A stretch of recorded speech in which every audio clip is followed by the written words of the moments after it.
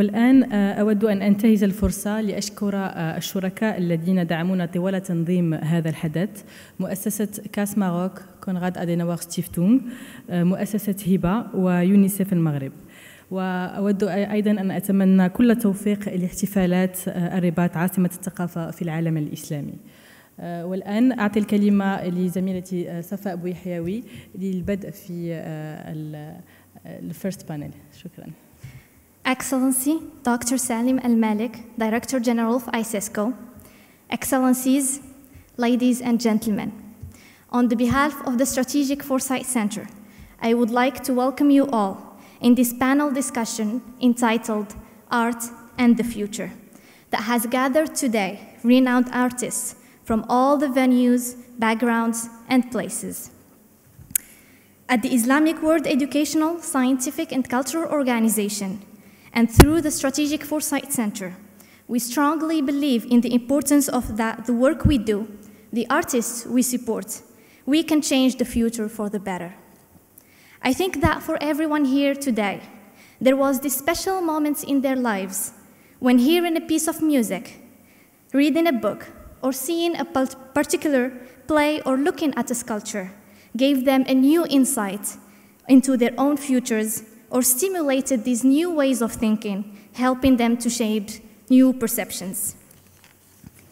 Art is the intangible form of the future. The purpose of this panel today is to push beyond the possibilities, discover the unknown, and bring together a full range of voices, opinions, and perspectives from artists about possible futures and the worlds of art with all its fascinating venues that show how the artist can make a difference in people's lives. Without any further delay, I would like to call first Mr. Idris Karnashi, who despite his young age has already lived in a large part of the world and has undertaken advantage of a cultural education very open to the world and broaden his horizons and enrich his creativity. Mr. Idris, we are excited to learn about your different hats as an artist, architect, and urban planner, and how you have mixed the beauty of Marrakesh with the unicity of Geneva. Mr. Idris, the floor is yours. Bonjour tout le monde, je ne sais pas si vous m'écoutez, mais merci d'abord pour cette invitation. C'est un honneur pour moi d'être là, d'être virtuellement parmi vous aujourd'hui. Donc, on m'a déjà présenté. Je m'appelle Idriss Karnachi, je suis né à Casablanca en 93. Je suis architecte et urbaniste. J'ai déjà donc vécu dans une grande partie du globe, notamment grâce à mon travail. Et je pense que ça m'a permis de tirer profit d'une éducation culturelle qui est très ouverte sur le monde. Et depuis que je suis de retour au Maroc, où j'ai lancé du coup mon cabinet d'architecture et d'art qui s'appelle Nos Nos et qui est basé entre Genève et Marrakech, j'utilise un peu cette diversité, cette culture de la diversité, dans mon quotidien à travers des collages, donc qui sont des photos que je vais moi-même prendre tout au long de la journée, ou que ce soit à Marrakech ou quelque part d'autre au Maroc, et que je vais combiner pour recomposer la réalité. Donc si vous voulez bien, je vais juste partager avec vous mon écran pour vous montrer directement ce que je fais. Moi, je travaille particulièrement le collage, donc qui est un peu cette recomposition de la réalité pour donner naissance à des mélanges visuels qui sont hors du commun ou qui parlent un peu qui défient un peu la réalité. Donc moi, si je devais définir un peu mon travail, je dirais que déjà l'associer à différents courants artistiques, je dirais que mon travail se situe entre le pop art et le surréalisme, avec un petit soupçon de dadaïsme. Je m'explique, c'est un art qui se veut populaire, qui parle à tout le monde et qui défend l'existence de plusieurs vérités. Et du coup, qui appelle à une remise en question des faits qu'on peut arbitrairement établir. Il y a aussi une autre phrase qui, pour moi, définit plutôt bien ce que je fais. C'est quand l'art de combiner les mots pour évoquer des images rencontre celui de combiner des images pour évoquer des mots. C'est-à-dire qu'il y a toujours une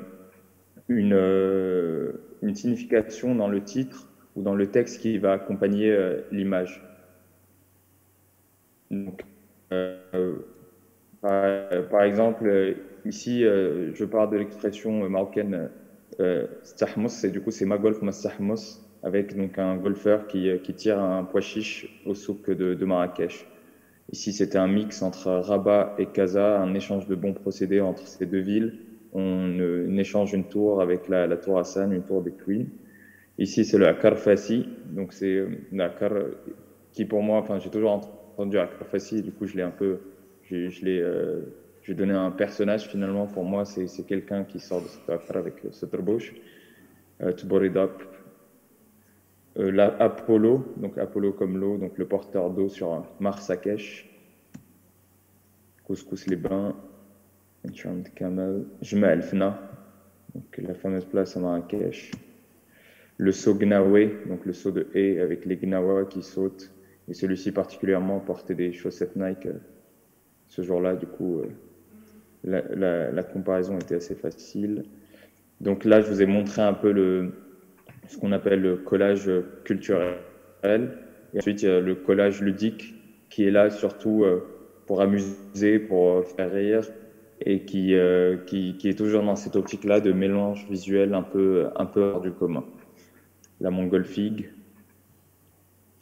rapporter un rayon de soleil, beignet chaud, ou Girls Just Wanna Have Schwench, girafa.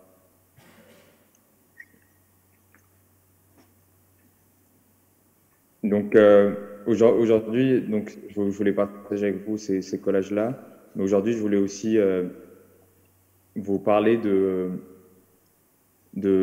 créativité. Et je ne sais pas si je partage encore mon écran, pardon. Je vais partager l'écran, je pense que c'est bon. Du coup, aujourd'hui, moi, on parle de futur, mais pour être honnête, je ne suis pas un spécialiste du temps, mais pour moi, le futur est déjà là. Donc, c'est une résultante directe de ce qu'on fait aujourd'hui. Donc, aujourd'hui, je vais plutôt vous parler de créativité et qu'est-ce qu'on peut en faire, comment finalement passer d'une posture d'attente à une posture plus proactive pour justement préparer ce futur-là dont on parle. Donc, une chose est sûre, c'est que les chemins de la créativité vont varier complètement d'une personne à l'autre. Du coup, aujourd'hui, c'est pas vraiment une recette magique que je vais donner ou une solution miracle pour devenir plus créatif, mais plutôt un témoignage de mon humble expérience et de mon parcours personnel jusque-là, qui j'espère pourra vous inspirer à développer votre propre créativité et du coup développer votre futur ou l'utiliser dans le futur. Du coup, comme je disais, pour moi, la créativité, c'est vraiment passer d'une posture donc d'attente à une posture plus proactive. C'est-à-dire que je vais vous parler par exemple du talent. Le talent, pour moi, au-delà des débats du talent inné ou sur la naissance de génie ou de surdoué, pour moi, le talent, il est d'abord et surtout acquis. Donc, c'est ces compétences qu'on va développer tout au long de notre vie, peut-être même inconsciemment. Il faut juste s'en rendre compte pour commencer à les utiliser et être plus productif. Par exemple, pour ma part, le talent, j'estime l'avoir acquis à travers mon parcours, qui est celui de juste embrasser le changement, de devoir à chaque fois innover. J'ai déménagé en moyenne tous les 4 ans, j'ai changé de ville, j'ai changé de pays parfois, et à chaque fois je devais innover. Pourquoi? Pour me démarquer et pour marquer les esprits. Je m'explique, c'est-à-dire que quand j'arrivais dans une nouvelle ville, je devais me démarquer par rapport aux gens qui étaient là pour me faire des amis tout simplement, mais je devais aussi pouvoir marquer les esprits pour que le jour où je vais partir, c'est-à-dire 3 ans après, pouvoir garder contact avec ces gens-là. C'est-à-dire que je les ai marqués, j'ai marqué leur esprit et je pourrais garder ces contacts-là. Donc à force de faire ça, je pense que j'ai inconsciemment, on va dire, développé cette capacité-là à toujours embrasser le changement, à toujours essayer d'innover. Donc ça, c'est le premier point qui est pour moi le talent acquis. Le deuxième point, je pense, pour développer sa créativité, ce serait le travail. Parce que là encore, pas de solution ou de recette miracle. C'est pousser plus loin justement ces compétences qu'on a acquis. Et c'est drôle parce qu'on me demande souvent comment j'ai commencé mes collages. Et la réponse est semble parfois un peu triste, mais c'est l'ennui. C'est-à-dire que j'ai déménagé à un moment donné à Marrakech. Et je me suis rendu compte que je ne connaissais personne. Du coup, après le travail, j'allais chez moi. Et au lieu d'essayer juste de tuer l'ennui en me divertissant ou en regardant, par exemple, des séries ou en restant sur les réseaux sociaux, j'ai commencé à essayer de tuer l'ennui en produisant quelque chose. Et pour moi, je pense que l'ennui, c'est une variable fondatrice de la création. On va commencer à créer, à réfléchir, à se révolter, justement parce qu'on s'ennuie. Et du coup, je pense que c'est à force de s'ennuyer qu'on va souvent vers autre chose, vers du nouveau. On se dit qu'on veut changer de position, de découvrir une nouvelle chose. Donc il y a vraiment, véritablement dans l'ennui quelque chose comme l'appel à une sorte de flamboyance, de révolte, de renversement. Et du coup, au lieu de chercher uniquement à se divertir, je pense qu'il faut produire. Donc là, c'est la deuxième partie qui pour moi est le travail et qui est nécessaire si on veut développer sa créativité. Donc le talent acquis, le travail, et je pense que le troisième point, c'est la chance. Mais là encore, une fois, dans la même lignée que le travail, il faut savoir provoquer sa chance en étant dans une posture, encore une fois, proactive. Donc je nie pas l'existence du vrai facteur du hasard, qui est notamment régi par des facteurs extérieurs comme le contexte ou les conditions dans lesquelles on se trouve, mais je parle surtout de notre réaction à ce hasard-là. C'est-à-dire qu'il faut faire preuve de ce que j'appelle moi l'optimisme pragmatique, c'est-à-dire se projeter, essayer, toujours se dire que ok, j'ai une chance qui se présente, comment je peux la développer, comment je peux en faire quelque chose. Donc il y a cette phrase-là que j'aime bien et que je ressors à chaque fois, c'est le vénard est celui qui arrive à tout et le malchanceux est celui à qui tout arrive. Donc encore une fois, il faut vraiment plus subir ce qui nous arrive, mais essayer de constamment prendre le contrôle, même quand on n'y arrive pas, et parfois on pense avoir le contrôle, mais pas du tout. Mais voilà, donc juste pour résumer ce que je viens de dire, du coup, c'est vraiment donc, le talent acquis, le talent acquis, c'est surtout prendre conscience de ce qu'on sait faire. Ne pas se sous-estimer, prendre conscience de ce qu'on sait faire. Le travail, ça c'est clair et net, c'est passer d'une posture d'attente à une posture plus proactive, toujours développer ce qu'on fait. Et ensuite, la chance, c'est aller chercher sa chance. C'est-à-dire que quand les occasions se présentent, il ne faut pas hésiter, il faut y aller, quitte à prendre des risques ou à se ridiculiser, il faut y aller. Et je pense que c'est comme ça qu'on provoque sa chance. Donc pour moi, si je peux conclure aussi sur la créativité, c'est vraiment embrasser le changement, voir les choses différemment, se remettre en question. Et la créativité, c'est cette capacité à être ouvert d'esprit, se réinventer, mais aussi adopter cette posture proactive qui, pour moi, rejoint un peu cette dimension-là de futur. Donc, comment préparer le futur, c'est en ne subissant pas le présent et en étant plus proactif dans le futur. Et pour moi, ça va être une résultante de ce qu'on fait aujourd'hui. Voilà.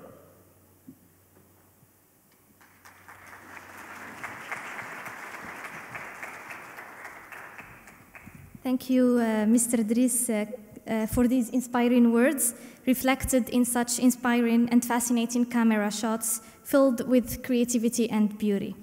I would like to call to the scene Mr. Mouad Aboulhana, Mr. Hakim Ben Shqaroun, Mrs. Sofia Ayat, and Mr. Zakaria Bassin, and Mr. Lutfi Soubi to join us on the stage, please.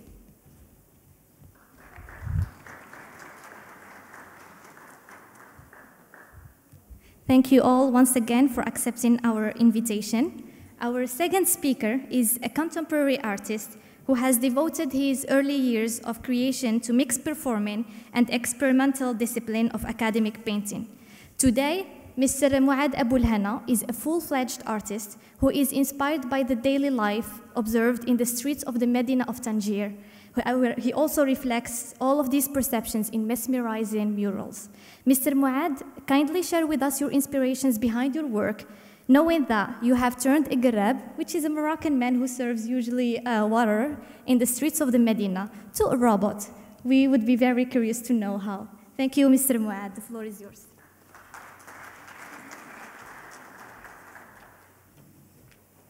السلام عليكم.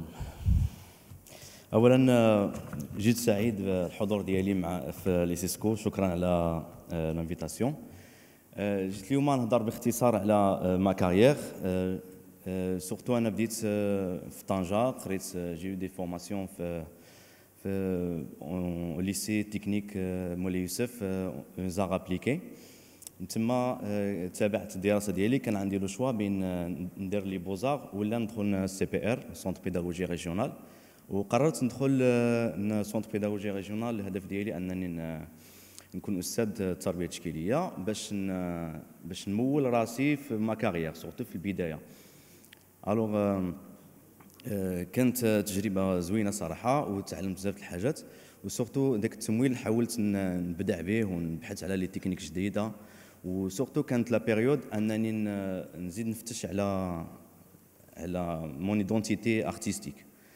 وكانت واحد النصيحه تعطات لي من واحد لارتيست تونيزيان، هي انني نرجع ليدونتيتي ماروكان، وديك الشيء اللي درت. بديت رجعت ليدونتيتي ماروكان، وبديت كنقلب تحت ديك الكرتونات قدامين، ورجعت مسحت الغبره من بزاف ديال الاشياء المغربيه، وحاولت نلونها ونعطيها واحد لا فيزيون جديده، منها الزرابي التقليديه، اي حاجه تقليديه حاولت نعاود نبينها بالوان جديده وبلا توش مودير.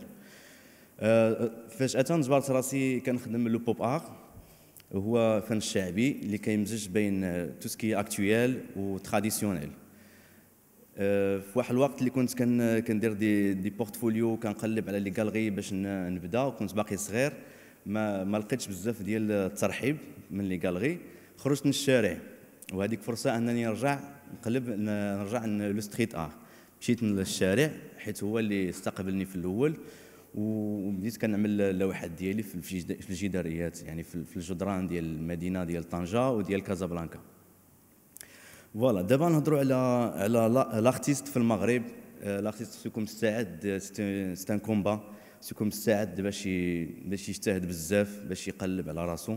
الوغ حيت غراس ا سي زوبورتونيتي اللي غادي تعطينا ايسيسكو ومجموعه من الجمعيات ومؤسسات كتشتغل في الثقافه، يعني دابا حاليا لارتيست نسبيا كيعمل كل شيء، بمعنى يعني خصو يدير لا جيستيون الماركتينغ. يعني ان ارتيست مودرن اكطويل خصو يكون يعني كيبريزونتي راسو بواحد الطريقه مزيانه، وكيدير واحد المجهودات. يعني بحكم التجربه ديالي انني كندير واحد المجهودات في شي جوايه اللي يعني كنتعطل شويه في لا كرياتيفيتي وفي لا كونسونطراسيون ارتستيك. يعني بفضل هاد المؤسسات ديال دابا، وسورتو ايسيسكو وجمعيات اخرى، اذا قدرت توفر لنا دي سوبور اللي نقدروا نركزوا في لا كرياتيفيتي كثار، غادي تكون مزيانه بزاف، وهذه فرصه مزيانه بوغ لي سيسكو سورتو. فوالا، وشكرا جزيلا.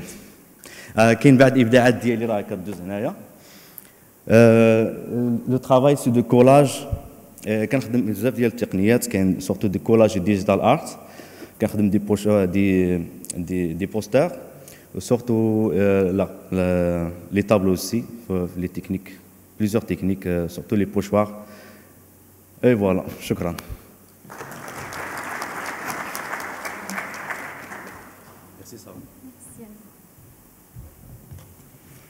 Very inspiring words and pieces of art. I invite you all to have a look on Mr. Muad's paintings, available online, to have a glimpse of a full of mystery and fiction future. Our third speaker, being exposed to varying cultures and art styles throughout her journey away from home, Mrs. Magda Malkoum uses different types of material and texture not only as tools to paint with, but also to create forms. Mrs. Magda, thank you so much for accepting our invitation today, and we invite you to share with us the meanings behind your work and how your past journey is being reflected in your present, and also your perceptions towards the future. Mrs. Magda, the floor is yours. Thank you so much for having me here. I'm really honored to be part of this conference, and I hope by sharing my story I'll be able to inspire you. I was born in Lebanon in 1982, and I'm living in Dubai currently for the past 17 years. I've been exposed also to many different nationalities and experiences, and basically my work started throughout my career with mixed media. I'm currently an artist exhibiting in Dubai and various places. I won also the Best Emerging Artist Award last year. And my key inspiration is the conflicts and the bonds we create throughout our journeys in life, and the people we meet, the experiences we've had, and how we deal with it as people, and how it inspires us to a better future. So I will share with you my work, just to give you more thoughts on how my work as an artist. So I was always fascinated by the human condition and what makes us who we are. My work started with Beirut. My recent work have been inspired mostly by the recent events that happened in Beirut. And it was heartbreaking for me to see that history keeps repeating itself in countries in all the Arab world. So I began my research by taking photographs myself in Beirut of the city, of the destructed buildings. And with these photographs, I started to do the collage of the various buildings piece by piece in a very organized way to form the face of the city. So it all began as, if you want to say, a therapeutic journey for me to feel that I can contribute back to the city, that I can reconstruct the city as a contribution as a citizen, and give hope to the people that despite everything that happens, we can reconstruct and we can live again. And I was fascinated by the city because it wasn't the first time Beirut gets destructed, and it has the power to reinvent itself over and over again. So it had me thinking of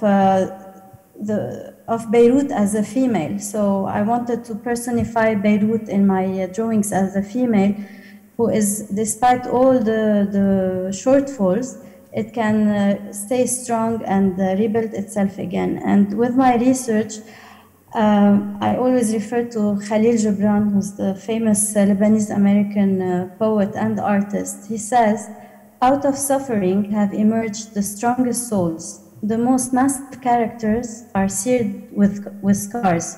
So in this way, I wanted to portray Beirut with all its scars, with all its destruction, and give hope to the people that one building at a time we can reconstruct ourselves and rebuild our future the way we want it to be, even if those scars will mark us as they are marked here with strong emotions on the portraits, and scars that can never go away.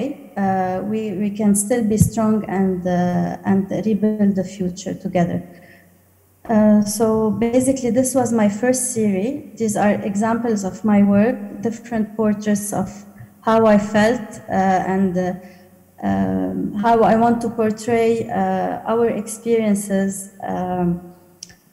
and how to inspire people to stay strong and united and foresee the future in a better way. So with this, I had the question, okay, now we rebuilt ourselves, we are strong, we learn from the experiences and we stay strong and resilient, but now what? How do we foresee our future? How do we change our future? So again, this inspired my second series, which is more a call to embrace our past and roots and long for a better future. Also, I got inspired from Khalil Gibran. He said, "I have learned silence from the talkative, tolerance from the intolerant, and kindness from the unkind. Yet strange, I am ungrateful to those teachers." So my message in my second series is to what makes us who we are, is all the experiences we've had, all the little pieces of photographs we collected in our journeys, the people we meet, the experiences we cherish, and the experiences we're not so grateful for. But all of these combine us into learning from them, embracing our history, our past, the smell of the streets, our buildings, our heritage, and inspire and long for a better future, like hope, ambition, justice, resilience, solidarity, resurrection, tolerance, freedom, and peace. So all these words made up the titles of the next series of my artworks, which represent as well a celebration of women, celebrating what makes us who we are. What makes us who we are is very different, of course. We all have our own experiences, our own culture, but if we look deeper to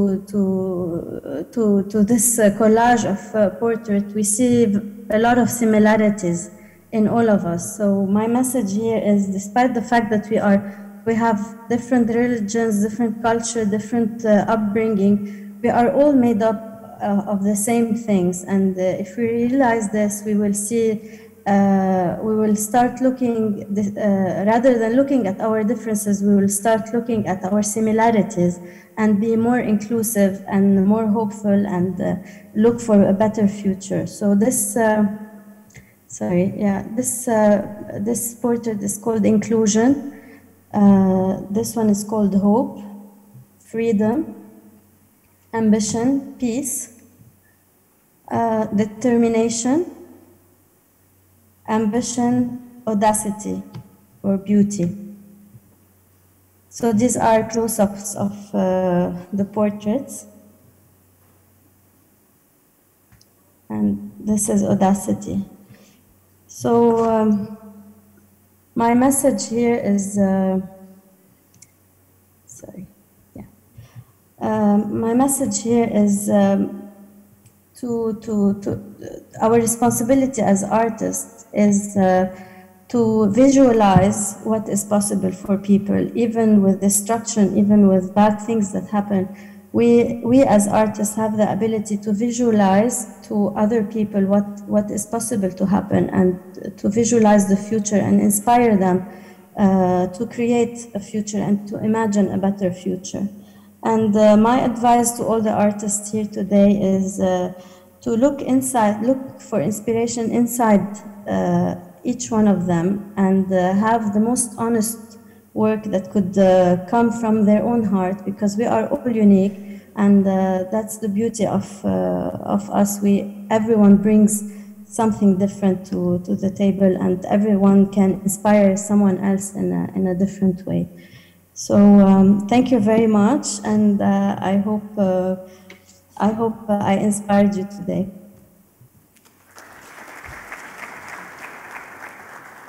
Thank you, Mrs. Magda Malkoun, for this overwhelmingly empowering art vibes. And I would like to call His Excellency to take the floor. بسم الله الرحمن الرحيم.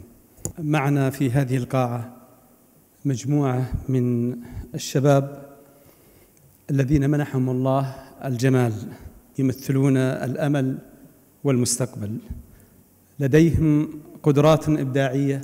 آمل منكم جميعاً أن تحيوهم تحية خاصة. هم على يمين القاعة، وهم من جمعية ذوي الاحتياجات الخاصة التي تنعم بالرعاية السامية من الأمير مولاي رشيد، فتحية لكم.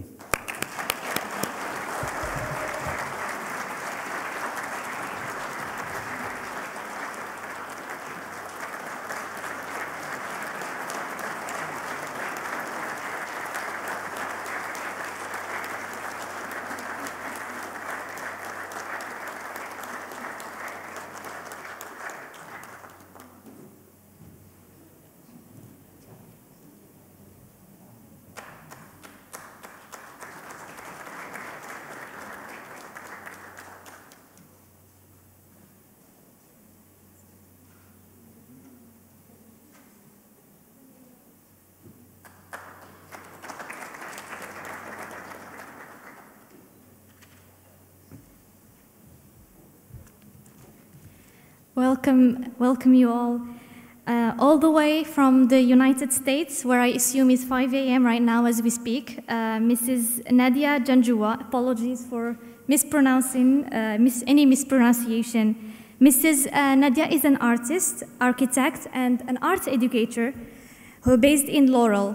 Mrs. Nadia's passion is to beautify the world with her hands, combined with her fascination with the design and technology led her to start her startup design based in business in 2011. Mrs. Nadia, given that you are an art educator yourself, kindly share with us how you instill the idea of the future in your teaching, and also how, in your opinion, you can imagine the future of design, technology, and arts. Mrs. Nadia, the floor is yours. Assalamu alaikum. Thank you for having me here. I am honored to be here amongst the other panelists. I only wish I was there in person with you all.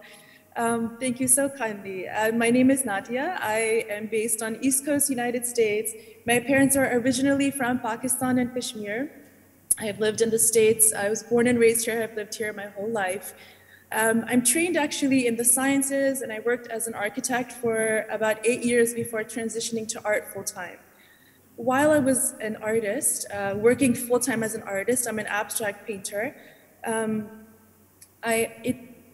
My life circumstances led me to find this organization who taught art to school children after school.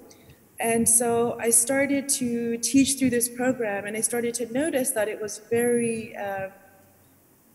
very robotic, I want to say. It was, follow steps 1, 2, 3, color within the lines, and here's your end product. And it was very confusing and a little bit life-changing for me that, wow, this is the way that art is being taught in schools, and there's something very wrong with it, in my opinion. Just to back up, I have been making art since I was, a toddler. I never formally took art classes. My focus was always sciences and math. So I'm a self-taught artist. But as I started to teach in more structured programs, I realized how we really needed to reshape the way that we're teaching creativity to children. So I started to teach art from my own studio apartment. And pardon me, I'm going to just try to share my screen here. Pardon me 1 second. So it may or may not work, but I painted a wall yellow in my studio apartment, and I reached out to parents who had been in my classes before, and we started a small school in my apartment. That was back in 2012. Fast forward, I started to teach homeschooling, co-op groups, basically, children who were being educated at home through a consortium of teachers. I started being contacted by mosque organizations, non-Muslim organizations, anyone who was just really interested in advocating for the arts for their children. 1 second, I want to see if this will work.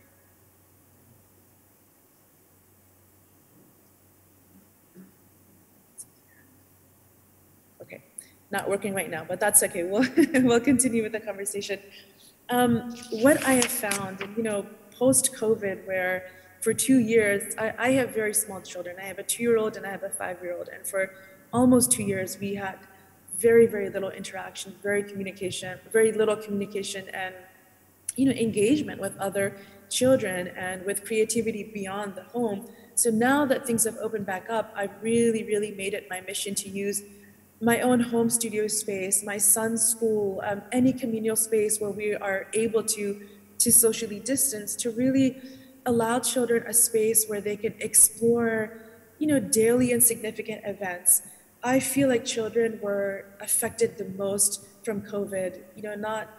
My son, who is 5 years old, I feel regressed so much socially. We as adults did, and for sure children did, not being able to be around other children and be around the creative process that happens naturally in school. And so I started to teach privately, and I would find that art materials provided a very safe outlet for kids, their emotions, and they were able to reduce the size of these big feelings and big ideas they were having into a manageable size where they were now using colors and lines and shapes and using their imagination to express themselves.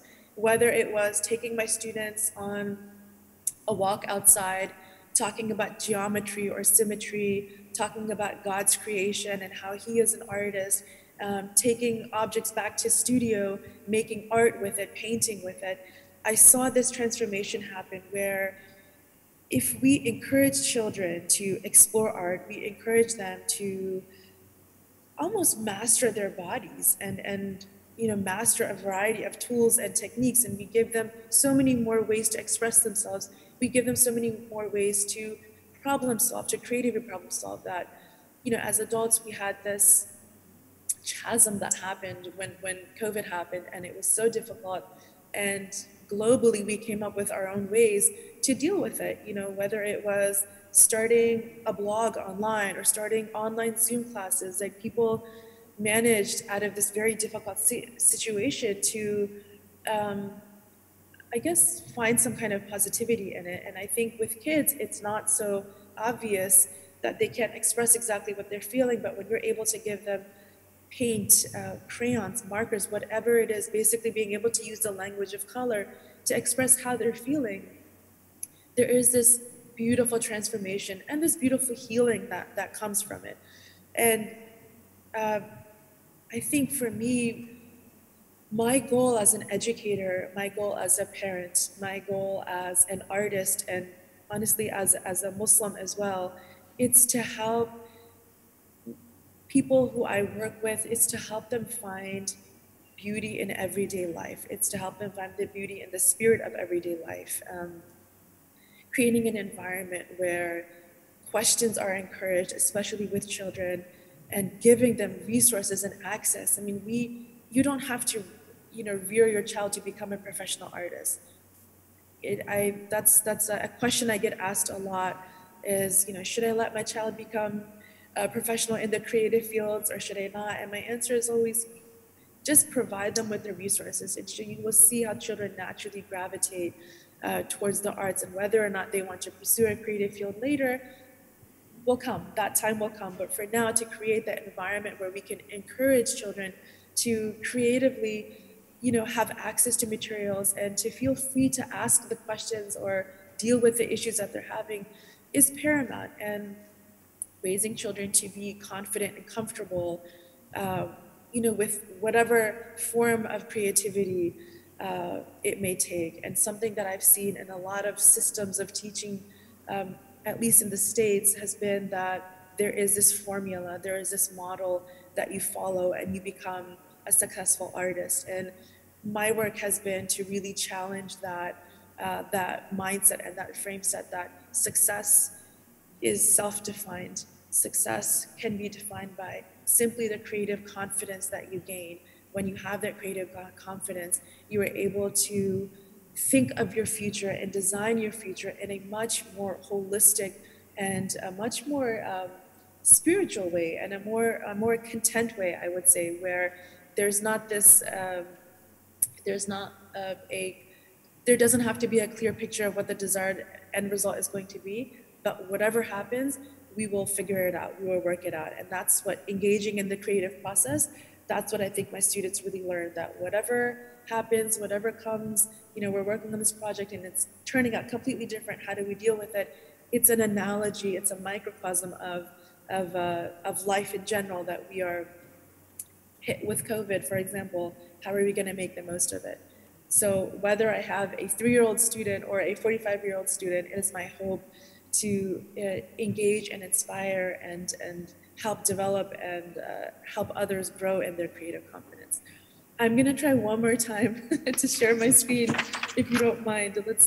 I had some lovely photos to share with you all, so thank you so much. And it's you can browse through them like for every 5 seconds, that's fine. So this is just a picture of, currently I teach in an after-school program at my son's school. It's an Islamic Montessori program, and it's wonderful. I'm very, very blessed that in my teaching context, students and parents come to me because they want to they advocate for the arts within their child's life.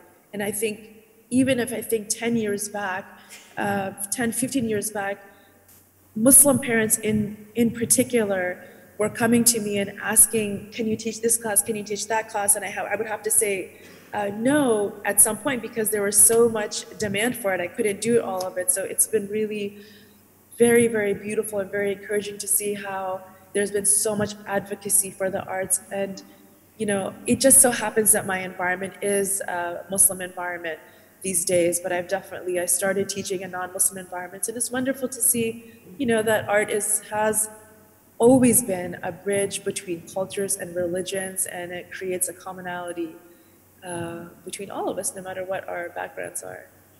And I teach children of all different ages, adults, and I teach mixed classes, and I've seen a lot of beauty in teaching classes where you do have children and adults, because there's certainly so much to learn from each other. Thank you, Mrs.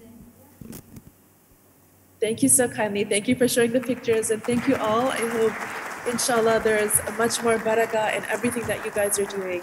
And I look forward to keeping up to date with what your organization will be doing. Inshallah. Thank you so much, Mrs. Nadia, for this glimpse through the eyes of an architect, an art educator, and also an artist.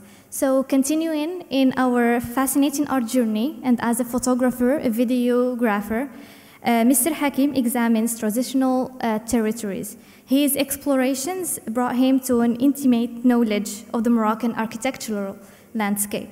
His work has already been exhibited on the occasion of registering Rabat city as the UNESCO World Heritage, which falls perfectly within our theme, as this event is one of the first events on the sidelines of Rabat, capital of culture, for 2022. Mr. Hakim, the floor is yours to portray to us Rabat and other Moroccan cities through the lenses of your camera, and hopefully share with us the future treats of these wonderful cities. Thank you, Mr. Hakim. Bonjour, je vais m'exprimer en français, c'est la langue dans laquelle je suis un peu le plus à l'aise. Je vais vous parler en fait je ne sais pas si je vais vous parler de prospective ou si mon intervention va avoir une valeur prospective, mais je vais vous parler de l'ici et maintenant, de ce que je fais. Je vais vous parler de peut-être une notion qui moi me paraît particulièrement intéressante, c'est l'hybridité, c'est de faire plein de choses en même temps. Et c'est ce que j'essaye de faire ici à Rabat depuis 3 ans. Donc je vais vous présenter un peu 2 facettes de ma personnalité. Je vous avoue que c'est un peu compliqué même pour moi de me présenter parce que je fais des choses parfois très différentes. Donc là, comme vous voyez à gauche, j'ai Studiolo, qui est une agence de création, de direction artistique que j'ai montée il y a 2-3 ans, et Lost in Morocco, qui est un projet photo que je porte depuis maintenant 10 ans. Donc je vais essayer de vous présenter ces 2 approches et voilà, de vous montrer quelque chose d'un peu protéiforme. Donc voilà, je vais commencer par vous présenter ce qu'on fait en tant qu'agence de direction artistique. Donc voilà, on est une agence. Donc Studiolo, le nom, c'est le nom des protos ou des premiers cabinets de curiosité dans la Rome dans l'Italie de la Renaissance. Et c'est un peu ce caractère, moi, qui m'intéressait particulièrement, qui était celui d'avoir quelque chose où on peut faire ou s'exprimer à travers des médiums très différents. Donc là, la première image que je vous fais passer, c'est un travail qu'on a fait au sein du musée Mohamed VI d'art moderne et contemporain, dans le cadre de la rétrospective de l'artiste Fouad Bellamine. Donc voilà, là c'était un peu notre premier travail en tant que scénographe, création de contenu, voilà, donc l'ambition était à la fois de créer un espace, de créer des parcours, mais également tous les éléments qui les accompagnent, les films, les textes, les citations. Donc voilà, ça a été une exposition qui a été un peu compliquée à monter parce que pendant le Covid, etc., mais une expérience aussi particulièrement intéressante. Je vais passer un peu vite. Donc voilà.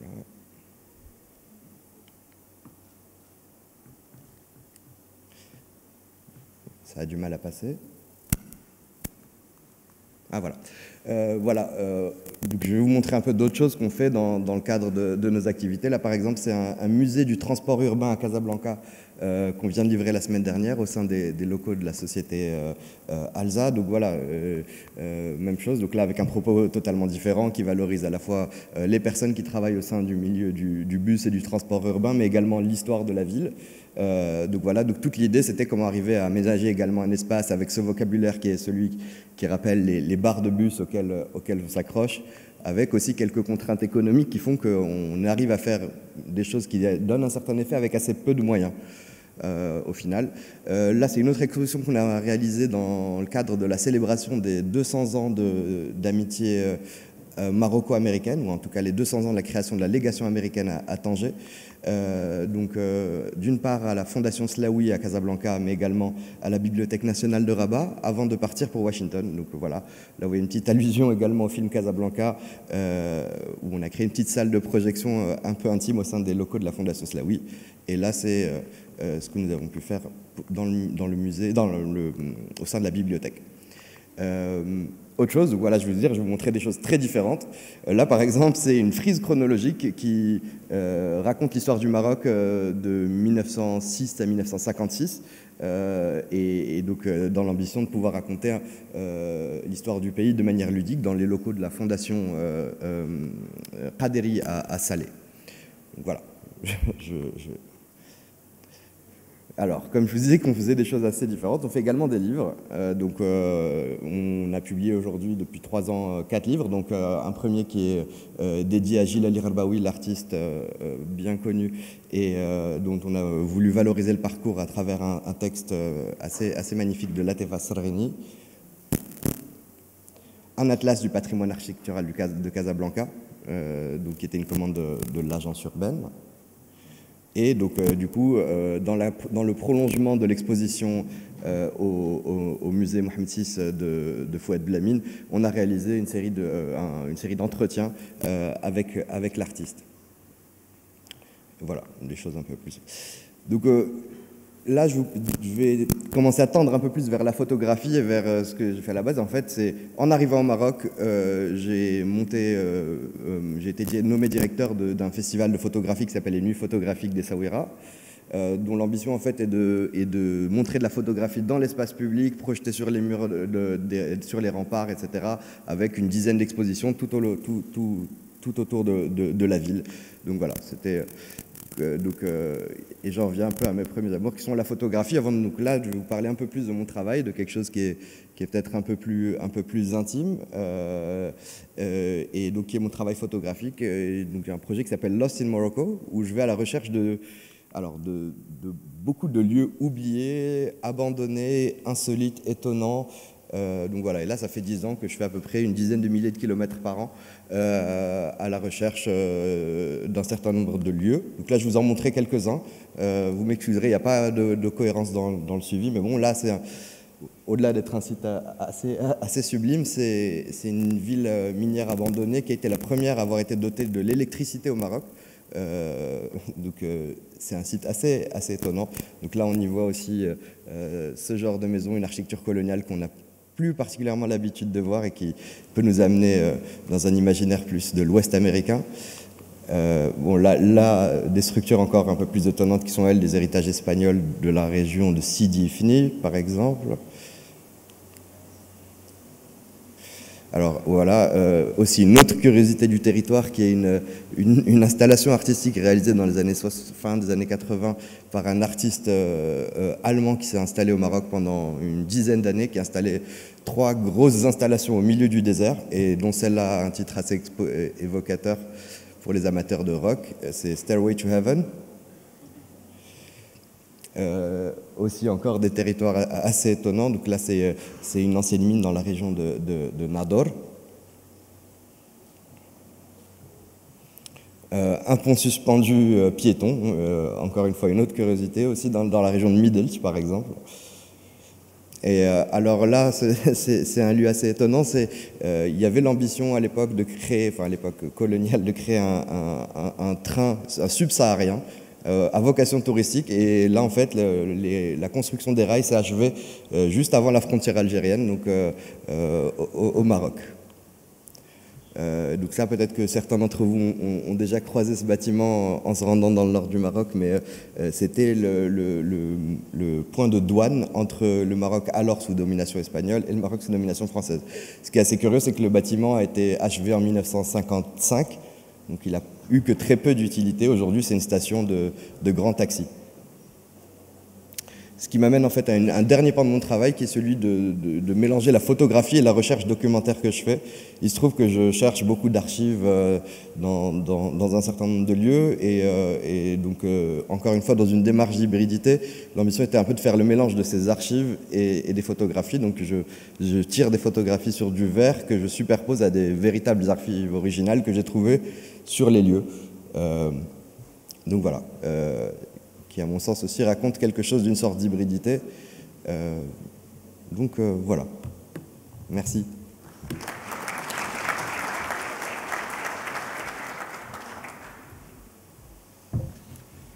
Thank you, Mr. Hakim, for these rich and wonderful pictures.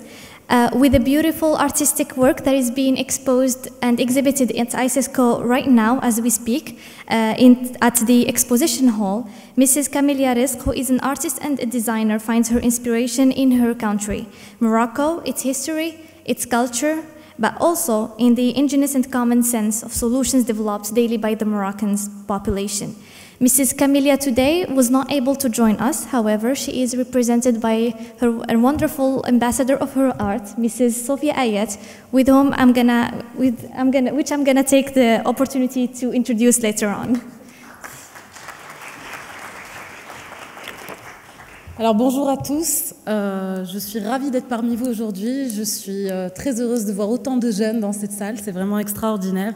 Donc merci à l'ICESCO, au ministère de la Jeunesse et de la Culture pour le soutien, la Fondation Hiba, bien sûr avec tous les acteurs de la Fondation Hiba ainsi que l'UNICEF, et puis tous les autres organisateurs, excusez-moi si j'en oublie certains.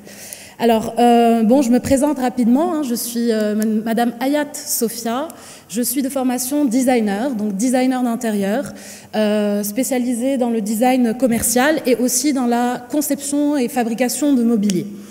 Mais à côté de ça, j'ai une autre casquette qui est peut-être une casquette la plus importante pour moi, qui est celle de l'enseignante. Donc je suis professeure de design et aussi d'histoire de l'art. Et ça tombe très bien parce que pour moi, c'est une très bonne introduction pour ce qu'on a à dire aujourd'hui et ce qu'on est venu faire ici.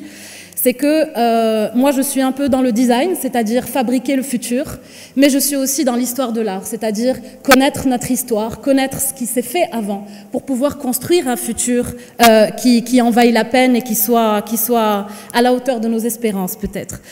Voilà, donc ici, nous sommes là aujourd'hui ensemble pour réfléchir, en fait, autour de l'idée d'un futur pensé par les jeunes artistes. Donc déjà, ça, c'est absolument extraordinaire. Un futur pensé par les artistes. Donc, moi, je me dis que, effectivement, le futur a besoin d'être pensé par les artistes, parce que qui sont les artistes au final? Les artistes, ce sont les architectes de l'esthétique. Ce sont ceux qui pensent la beauté. Et c'est très important. C'est très, très important d'avoir justement cette notion de beauté, que ce soit dans nos villes, dans nos équipements, dans notre habitat, etc.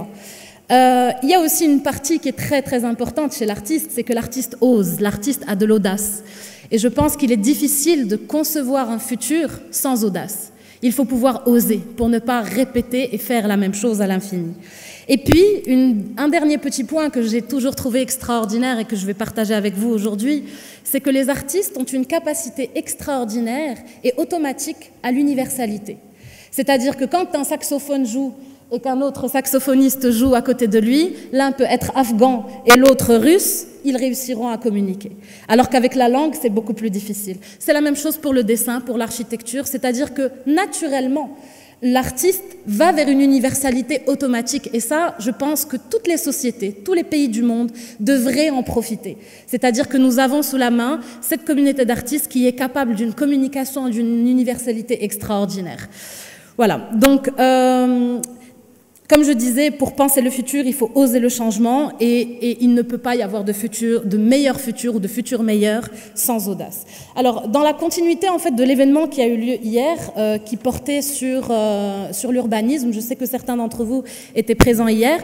Aujourd'hui, en fait, nous allons organiser un workshop autour de la question de réfléchir autour de la ville de Rabat et de son futur. Donc la ville de Rabat dans un futur proche. Bien sûr, nous allons parler du workshop plus tard, mais je voulais simplement dire que aujourd'hui, nous voulons vous présenter deux artistes. Alors bon, Camilla n'est pas là, mademoiselle Camilla Risk n'est pas là, mais je vais un petit peu vous présenter son travail. Et nous avons aussi Zakaria Bassine qui est avec nous. Et la particularité de ces deux artistes, en fait, c'est qu'ils ont déjà eu l'occasion de travailler autour de cette question de l'art et le futur. Dans le cadre d'une résidence artistique qui a eu lieu en septembre de l'année dernière, avec la participation, bien sûr, elle a été organisée par la Fondation Frédéric Neumann et la Fondation Hiba. L'idée était de prendre ces artistes-là et de les faire réfléchir autour de ce futur, chacun dans leur discipline. C'était une expérience assez extraordinaire. J'espère qu'on va vivre un petit peu la même chose aujourd'hui, même si la forme est un petit peu différente. Alors, je vais vous présenter rapidement Camilla Risk. Camilla Risk est une designer de formation qui est aussi une artiste, qui a travaillé sur une œuvre qui est sous la forme d'un tapis. Donc, elle a repris l'art du tissage du tapis marocain qu'elle a essayé de réinterpréter dans le futur. Donc, je vous parle de cette œuvre parce que vous allez la voir un peu plus tard durant le cocktail dans l'espace d'exposition et vous pourrez prendre connaissance avec cette œuvre et la voir en vrai devant vous. Donc, dans ce tissage, elle a mêlé à la fois les techniques traditionnelles, c'est-à-dire avec du tissu, de la laine, etc., mais aussi en même temps avec des câbles électriques, des ports USB, voilà, c'est-à-dire la communication d'aujourd'hui avec la communication ancestrale. Une œuvre très très intéressante que je vous invite à voir tout à l'heure quand on fera la petite pause. Alors, que vous dire d'autre? Aussi, ce que je voudrais... Un dernier petit point. Tout à l'heure, monsieur Marwan Fashan de la Fondation Hiba et aussi Madame la députée représentante de l'UNICEF, vous deux avez parlé et avez, on va dire, prononcé le mot rêve. Et vraiment, aujourd'hui, je pense que c'est un point très, très essentiel que le rêve. Et j'espère que les participants qui sont là avec nous aujourd'hui vont avoir cette capacité au rêve et vont oser rêver. Donc, je ne veux pas monopoliser la parole. Je vais laisser l'artiste Zakaria Bassine se présenter et vous présenter son travail. Merci à vous. كنت باغي يكون واحد فيزوال باش تشوفوا لو ترافاي مي راه اكسبوزي ديجا هنايا اللي عنده دي كيستيون اللي بغى يسولني ديجا في لا سال ديكسبوزيسيون على لو ترافاي غادي نعرف براسي ديجا و تنشكر لي ريسبونسابل كي سون ديجا لا تنشوف دي زامي شفتهم هنايا تنقول لهم اهلا فوالا ما وجدتش ان سبيتش غادي نحاول امبروفيزي خديت دي دوني مي دي دوني غادي ندوير بالفرونسي وبالانجلي رابيدمون قريت لي زار بلاستيك في الرباط فنون سميتو فنون تشكيليه ابخي قريت لو ديزاين في الصويره 2 زون خديت ان بي تي اس من بعد خدمت في دي سوسيتي ديال لا ديكوراسيون دانتيريور ديزاين دانتيريور بي مشيت لواحد لو دومين شي شويه بعيد على لي زار بلاستيك مع كانوا شي شويه ديال دي شالنج كانت شي شويه دي ديفي دونك خدمت واحد لو دومين شويه كوميرسيال تقريبا واحد 6 زون من بعد ابخي بديت تنرجع لو كوتي ارتستيك باسكو شفت هذاك لو كوتي ماشي ديالي كوتي كوميرسيال سالاريي تو دونك قلت غادي ندير واحد لو ديفي غادي نخرج من لو سالاريا غادي نخدم كوم ان ارتيست انديبوندون فوالا بديت تنطونتي ما شونس تنشوف هكا الفرص اللي تيجيو مع الناس لا بروميير اكسبوزيسيون كانت في تطوان كانت اون اكسبوزيسيون اون ديو ابخي كانت درت واحد اكسبوزيسيون سولو في لو سونتر امريكان دي لونغ هنا في رباط بوي جاو دوطخ اكسبوزيسيون كوليكتيف اي انديفيدوال من بعد شويه بشويه شاركت في دي زيفينمون ارتستيك درت دي زانيماسيون دي زاتولي ارتستيك اون جينيرال كان في لو باتريمون ديال المغرب الباتريمون ديال كازا ديال اكادير فوالا اي اون ميم طون كنت ندير دي ريشيرش بيرسونيل باش نديفلوبي l'art soit le côté technique soit côté relationnel et tout المهم en bref l'œuvre qui est exposée هنايا c'est كانت dans le cadre ديال la résidence artistique كان لو سوجي هو المستقبل انا لوفغ اللي خدمت عليها خدمت واحد لا ميثود جديده ما كنتش موالف نخدمها حيت اون جينيرال كنت نخدم بلا بانتور دي زيسكيس مي انا قلت بيسكو هذا سي ان شالنج بيسكو عنده علاقه بالفيتور قلت غادي نبدل لا ميثود ديال الخدمه ديال هاد لوفغ، غنخدم دي زيليمون اللي ما عمري ما جربتهم. وبيان سور كانت اكسبيريونس زوينه، خدمت بدي زيليمون ديال الريسيكلاج، كانوا دي زيليمون سوا دي زوبجي اللي تلقاهم الكترونيك اللي غادي تلوحوهم، دي زيليمون ديال بلاستيك ولا دي زيليمون هكا ميتاليك ايتو. وكانت واحد الاكسبيريونس زوينه عشنا انا وصفيه، كنا في لا ريزيدونس كنا تنخرجوا دي فوا تنقلبوا في دوك لي ريجيون ديال بن سليمان اللي كانت فيها لا ريزيدونس ارتستيك على دوك لي زيليمون اللي غادي نجمع اللي غادي نقدر نخدم بهم. وكانوا دي هكا دي زوبجي ريسيكلي، دي زوبجي اللي تقدروا غير يتلاحوا. كنا تنشوفوا هذوك الناس اللي تيكونوا شي شويه، دوك الناس اللي بوفغ اللي تيبيعوا غير في الارض، تيكونوا تيبيعوا دوك شي حوايج هكا صغيورين تنقولوا لهم بالدارجه دوك التويشيات ما تيصلحوا لوالو. مي هادوك اللي ما تيصلحوا لوالو حنا كنا تناخذوهم، او ميم طون داك السيد اللي تيبيع حتى هو كان تيعيش معنا في دوك التويشيات اللي كنا تنشريو. فوالا هادوك لي زيليمون كنا جمعناهم في لا ريزيدونس، درت واحد لا سيليكسيون لي زيليمون اللي نخدم بهم. وبيان سور داك لو شوا اللي كان ما كانش لو ان شوا عشوائي، حيت كل اليمون كان عنده واحد لا فالور سامبوليك. يعني هذاك لو زيليمون اللي محطوط في ذاك لو طابلو ما تحطش غير هكاك، يعني عنده واحد لو ميساج اللي عنده علاقه بالو فيتور بيان سور. لو طابلو سميتو فيتوس، الجنين اللي باقي ما خلق، اللي غيقدر يخلق ولا يمكن يقدر ما يخلقش. هذاك الجنين دايرين به واحد لي زيليمون، هذوك لي زيليمون اللي دايرين به هما الانتيليجونس ارتيفيسيال، الذكاء الاصطناعي. دونك داك الذكاء الاصطناعي اللي داير بداك الجنين يقدر يكون بوزيتيف يقدر يكون نيجاتيف. المهم كما قلت لكم داك الجنين يقدر يخلق يقدر ما يخلقش، وتا لا خلق وسط داك لونفيرونمون خصو يتادابط معاه. دونك واش غيلقى راسو اوبليجي يبدل اللغه ديالو باش يتادابط مع داك لونفيرونمون ديال لا تكنولوجي؟ واش يقدر يعيش اصلا في داك لونفيرونمون ولا اصلا يقدر ما يخلقش داك الجنين؟ فوالا باش ما نطولش عليكم بزاف، انا غير عطيتكم واحد نبذه خفيفه. ما عرفتش واش نقدر ندير واحد ديسكريبسيون بلونجلي هكا، اللي بغى يفهم بلونجلي غادي يقرا غير فيت في pour les personnes qui veulent un peu assez en anglais, d'être ça rapidement. Donc, the artwork is a contemporary painting entitled Fetus. So the measurement 160 by 160. The medium that I used is a panel, wooden panel, acrylic paint, glue, wood screws, nails, and recycled and found objects, electronics, mechanics, plastic, metallic, and medical objects. So the symbolic components of the work represents a human being in development in the womb of his mother. The two are surrounded by a strange environment, which is artificial intelligence. So the purpose, the work, I seek to highlight the following questions. Would be obliged to change our language and behavior to interact with the artificial intelligence? Would we be free? And would we be in good health, physical, moral, and spiritual? Thank you so much.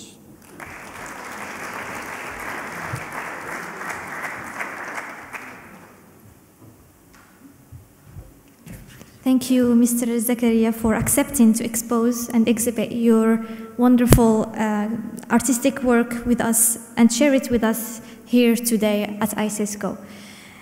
One cannot speak of art without feeling the power and the effect of the musical notes, chiefly if it's an exciting and amusing instrument such as saxophone. Mr. Lotfi, who is here with us today, has accepted to share with us his journey and how his musical notes are making change. Mr. Lotfi, the floor is yours.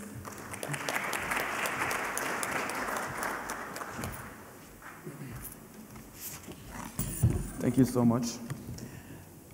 It's a huge honor and pleasure to stand in front of all of you here.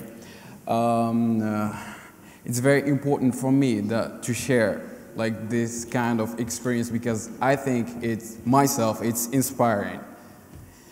If it's not inspiring one, it should inspire two. If it's not, hopefully it will inspire as much as possible of people.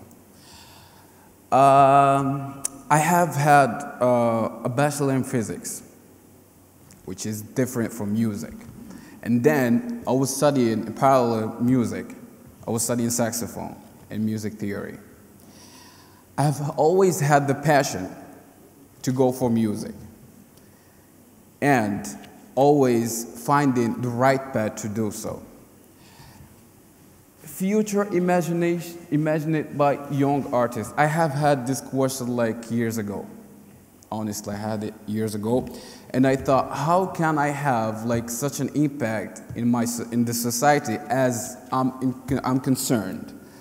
So for that, I created what's called like Lotfi Lab Music School, which is helping young artists and musicians to develop their capacities and abilities in music, such as having a better communication with artists. For example, why can't we study like English music in English in Morocco? So we have a better communication and exchange with other people abroad. That's one. Two, having like a better exchange, musical exchange with other people, because as we know, like before, we have had like some artists like back in the 70s that came, for example, to Marrakesh. For example, there's Led Zeppelin. They came to Marrakesh and they were like playing with Paco. It's like a member of Nasl Ghiwan, as everybody knows. There was no communication in words, like in alphabets, as we know, but it was in notes, which is very, very important in making it like more meaningful.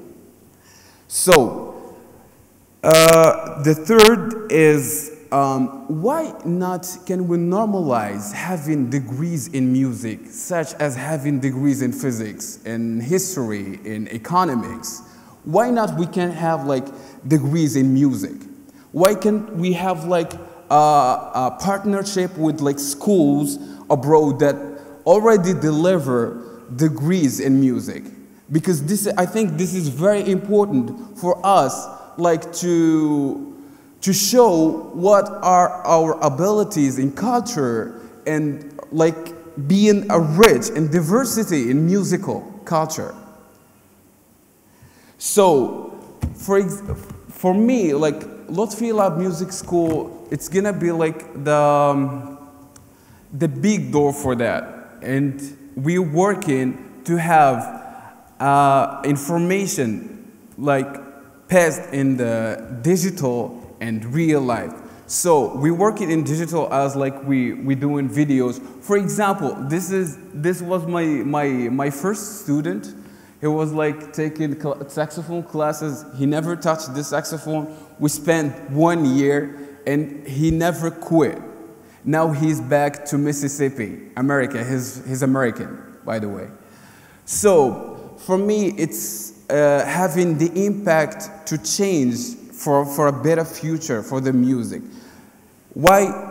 It's having the diversity in languages. We can include English in learning music, so we can have like a better communication, as we said, and maybe for the ministry to consider having degrees in music, that will be like very, very helpful to us, like as a young musician. Thank you so much.